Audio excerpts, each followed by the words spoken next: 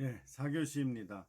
4교시는 8과 마지막 과죠. 신화는 우리에게 어떤 의미가 있는가? 이제 종교와 신화의 관계인데요. 신화는 종교의 전 단계라고 할 수 있죠. 예를 들면 우리나라에 유명한 이제 이 단군 신화가 있는데, 단군 신화가 20세기에 와서 그런 그 단군 신앙을 가진 대종교라는 종교로 만들어졌죠. 그러나 이제 신화가 생겼다는 것은 이미 그 당시에 신화가 생겼을 때는 그것이 일종의 신앙의 형태를 가지고 있었다는 거죠. 그래서 이 미스, 신화라는 것은 신에 관한 이야기, 동시에 자연과 세계, 우주와 인간을 이해하는 그런 하나의 열쇠가 되는 그런 이야기도 있죠. 그러니까 정말 그 당시에 신화를 종교적으로 다 믿은 거죠. 그래서 신화에는 종교학자 엘리아드에 의하면 꼭 그 성스러운 인간을 초월하는 어떤 신들의 세계가 있다는 거죠. 또 뭐 요즘 그 신화학자 중에 캠벨이라는 사람은 오히려 신화 속에 그 당시의 인간들의 내면 세계, 거기에 도달하는 길을 우리에게 보여준다. 이렇게 해석하는 분도 있고, 예를 들면 그리스 로마 신화가 그리스 문화를 이해하는 코드가 되죠. 그리스 신화에 보면 이제 로고스적인 측면, 파토스, 감정적인 측면, 에토스, 관습이나 윤리적인 측면, 이런 것들이 다 이 신화 속에 들어 있다는 겁니다. 그래서 이제 신화에는 순수 신화하고 어, 영웅 신화, 또 상징적 이야기, 그 다음에 사랑 이야기 이렇게 유형을 나누는데 이거는 그냥 뭐 절대적인 기준은 아닌 것 같아요. 순수 신화는 우리가 말하는 전통적인 신화들이죠. 유대교, 기독교의 창세기 1장부터 3장에 나오는 창조 이야기, 그리스 헤시오드의 신통기, 또 여기서 이제 신통기에서 그리스 로마 신화가 시작이 됐죠. 그 다음에 이집트의 신화, 또 메소포타미아의 길가메시 신화, 바벨론 신화죠. 북유럽 신화, 우리나라 단군 신화, 또 인디안 신화 이런 신화들이 있고요. 그 다음에 영웅 신화에는 헤라클레스, 순수 신화 안에 영웅들이 나오죠. 헤라클레스, 아킬레우스, 그 다음에 북유럽 신화의 뭐 베어불프, 그 다음에 우리 그 단군 신화의 이제 후속인 고구려, 뭐 부여 이런데 고주몽 또 신화적인 형태를 가지고 있죠. 신라의 박혁거세도 아래서 태어났다. 이런 거 다 신화적인 이야기죠. 세 번째로 상징적 이야기는 추상적 철학적 내용인데요. 이거는 조금 더 철학화된 거죠. 플라톤의 동굴의 비유에는 이게 이제 신화적인 이야기로 하지만 그러나 그게 철학적인 내용을 얘기하려고 하는 거죠.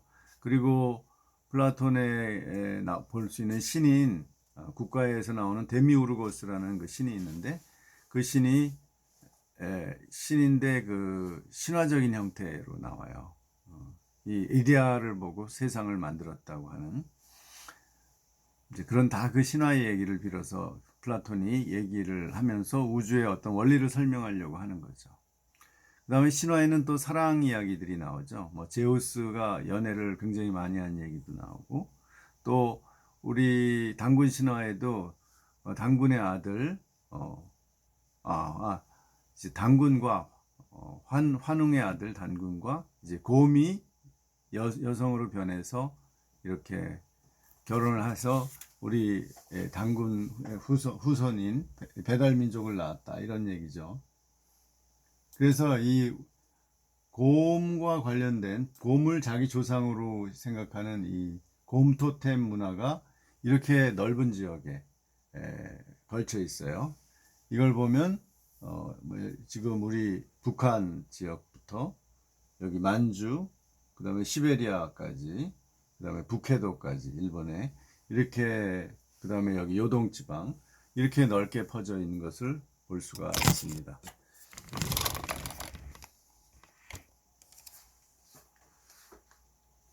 예. 그러니까 이걸 보면은 이게 단군을과 곰이 연결됐으니까 이게 단군 신화가 어느 정도 이렇게 퍼져 있던 지역을 이적이라는 것을 알 수 있죠. 이게 이제 고조선의 영토하고도 상당히 비슷한 면이 있습니다. 그래서 이제 신화가 이제 어떤 종교의 초기 형태를 가지고 있다는 거고요. 여기 보면 이게 이제 제우스 신이에요. 그러니까 제우스를 이렇게 인간의 형상으로 생각을 해서 조각상으로 만들었죠. 이것은 번개를 들고 있는 거예요, 제우스가. 자, 그래서 이제 북유럽 신화를 한번 보려고 하는데요, 구체적으로. 요즘 북유럽 신화에 대해서 반지의 제왕에도 이제 북유럽 신화의 이야기 그런 내용이 나오죠. 뭐 난장이도 나오고요. 그다음에 중간 대륙이라고 해서 이 중간 대륙 미드가르드가 이제 중간 세계인데 인간이 사는 곳이죠. 그런 이야기들이 그 중세에 내려오던 이 북유럽 신화에서 많은 아이디어를 얻어서 톨킨은 카톨릭 신자인데 이 신화적인 이야기를 통해서 반지의 제왕이라는 기독교적 가치관을 설명하려고 했죠. 그 반지가 절대 악의 반지 아니에요. 그것을 끼면은 인간은 악해지는 거죠. 그래서 그것을 불덩이에다 집어넣어야 없어져야만 되는 거죠. 인간의 악이 이제 인간들이 악에서 벗어나려면 그런 이야기는 원래 이 북유럽 신화에는 그런 게 없습니다. 뭐 선악의 대결 이런 건 없어요. 그런데 그걸 기독교적인 하나님과 사탄을 중심으로 하는 악의 세력과의 대결로 이제 설명을 하는 거죠. 자, 그래서 우리가 북유럽 신화에 좀 자세히 보면 발생 시기는 철기 시대가 절을 듣고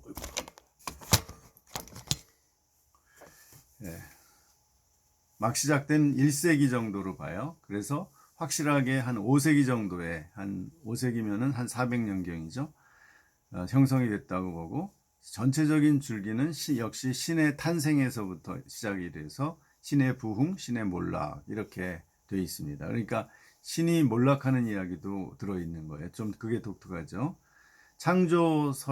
창조의 이야기를 보면 세계가 혼돈에 갇힌 긴놈과 가프에서 그러니까 혼돈에서 시작하죠. 그리스 신화처럼 남부 무스펠헤임의 불꽃과 북부 니플헤임의 11줄기 강 엘리바가르가 만나 자욱한 서리가 끼고 그러니까 이 추위와 불 이게 만나서 그래서 서리가 끼고 그 물에 의해서 태초에 생겨난 그 거인이 이미르인데 이 거인은 잠만 잤어요. 아무것도 안 하고 그때 아움둘라라는 암소가 이미르에게 젖을 먹어줬어요. 그러니까 이 신화는 과학적 설명이 아니기 때문에 아움둘라라는 암소가 도대체 왜 생겼는지 어떻게 생겼는지 설명하지 않죠. 그냥 이야기에 나오는 거죠. 그래서 이미르가 암소 젖을 먹고 살았어요. 그러면서 자다가 그 흘린 땀에서 생겨나는 게 거인족이고 근데 그 이미르가 악하기 때문에 이제 서리의 거인족 역시 악했어요. 한편에 이 아움둘라는 그 암소죠. 암소가 이제 소금이 섞인 얼음을 핥았는데 뭐 바닷물이 얼음이 됐는지 불이라는 아름답고 강한 신들의 조상이 되는 신이 태어났어요. 굉장히 복잡하죠. 그러니까 인간 세상에 어떤 일어난 일을과 상당히 유비적으로 설명을 해요.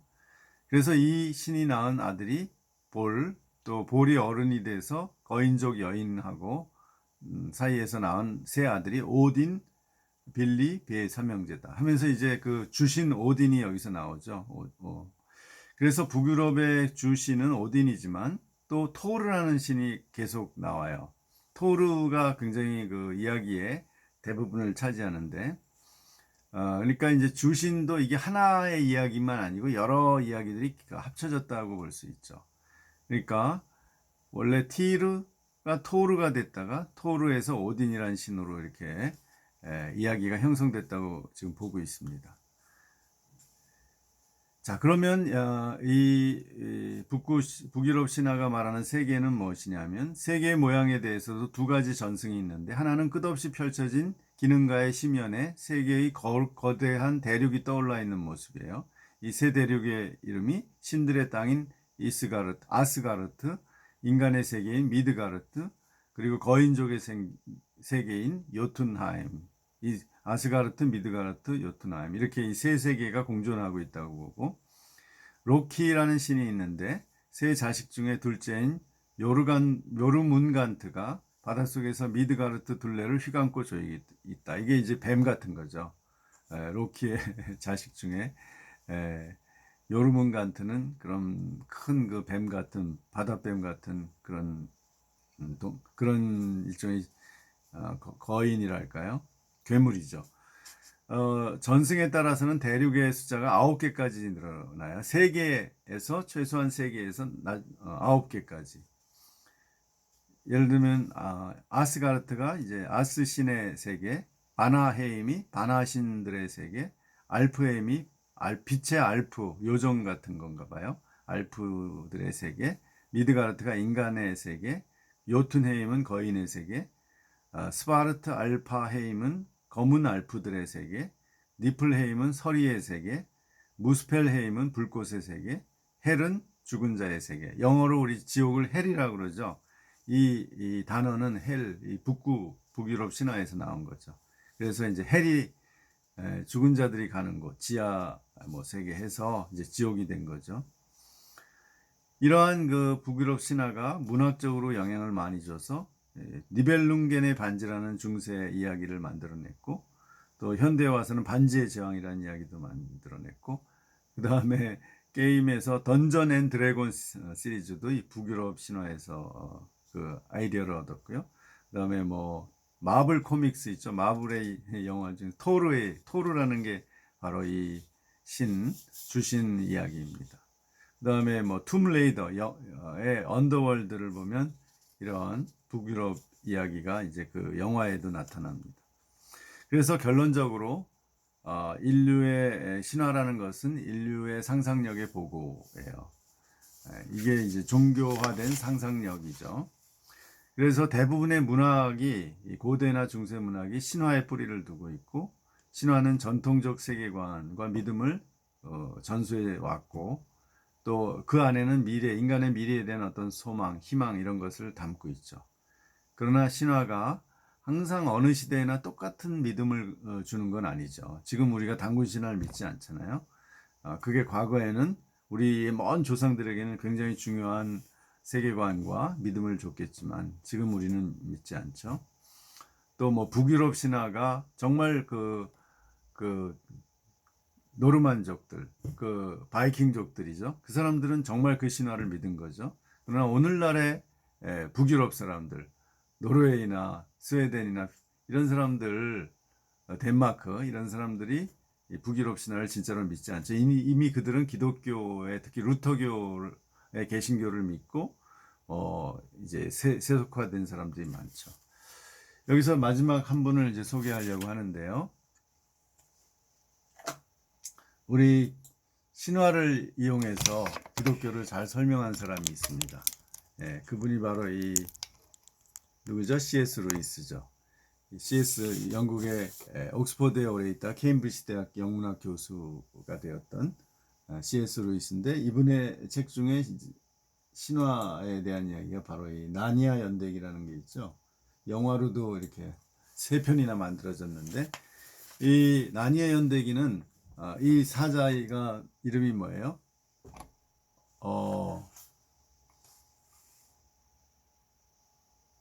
지금 갑자기 생각이 안 나네.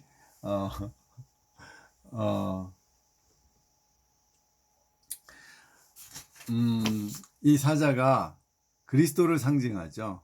그래서 세계를 창조한 바다의 신의 아들이에요. 그리고 이 사자가 그 나니아라는 나라를 창조하죠. 거기에 영국에 있던 그 어린 디골이라는 아이가 이제 거기 가서 그 창조를 보게 되는 거죠. 그러면서 신화의 이야기가 시작이 됩니다. 신화의 형식으로 기독교적인 세계관을 설명한 겁니다. 그래서 하나님이 창조하신 세계가 아슬란이 창조한 세계가 나니아인데, 이 나니아가 그 은빛 사과나무에서 보호받다가 마녀들이 와요. 마녀가 이제 기독교의 사탄을 상징하죠. 그래서 얼음의 나라가 되고 이렇게 계속 대결한다가 결국은 역사가 한 1000년, 2000년 가다가 결국은 멸망합니다. 너무 악이 강해져 가지고. 그러면서 그 속에서 이제 다 옮겨가는 거죠. 아슬란의 나라로, 저 바다 끝에. 그게 바로 이제 최종 천국을 의미하죠. 그러니까 이 신화의 형식을 통해서 기독교의 성경의 그 기독교 세계관을 그대로 설명을 정말 재미있게 극적으로 잘 했습니다. 그래서 C.S. 루이스는 기독교야말로 완전한 신화이자 완전한 사실이다. 그러니까 퍼펙트 미스고 퍼펙트 팩트다, 이렇게 얘기를 합니다. 그러니까 이것은 어디까지나 교리가 아니고 문학의 형식으로 표현되어 있기 때문에 이 신화를 사용하는 것이 허용이 되는 거죠. 그러니까 문학적으로 이렇게 상상력을 발휘해서 기독교적인 세계관을 이해할 수 있게 만든 거죠. 그것이 바로 크리스천 문학가들의 위대한 창조력이죠. 예, 오늘 이런 신화 얘기를 끝으로 이제 우리 종교철학 책을 마무리합니다. 여러분 추석 잘 지내시고 다음 주에 뵙시다. 그래요. 감사합니다.